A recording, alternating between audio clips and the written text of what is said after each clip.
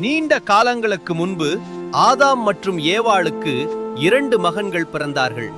அவர்களின் பெயர்கள் காயின் மற்றும் ஆபேல். காயின் நிலத்தை உழும் விவசாயி, ஆபேல் ஆடுகளை மேய்க்கும் மேய்ப்பான். ஒரு நாள் இருவரும் தேவனுக்கு காணிக்கை கொண்டு வந்தார்கள். ஆபேல் தனது ஆடுகளிலிருந்து சிறந்த ஆட்டுக்குட்டியை காணிக்கையாக கொடுத்தான். காயின் தனது வயலிலிருந்து சில பயிர்களை கொண்டு வந்தான்.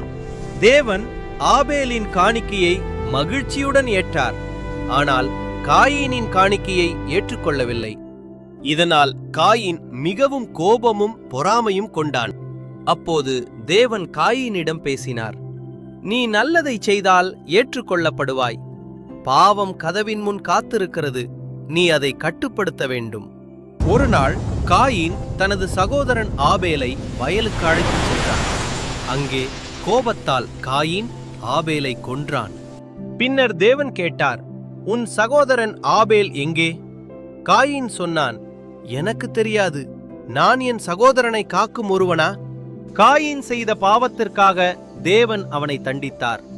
அவன் உலகத்தில் அலைந்து திரியும் மனிதனாக ஆனான். இந்த உண்மை சம்பவம் நமக்கு ஒரு பாடம் கற்பிக்கிறது. தேவன் நம் இதயத்தை பார்க்கிறார்.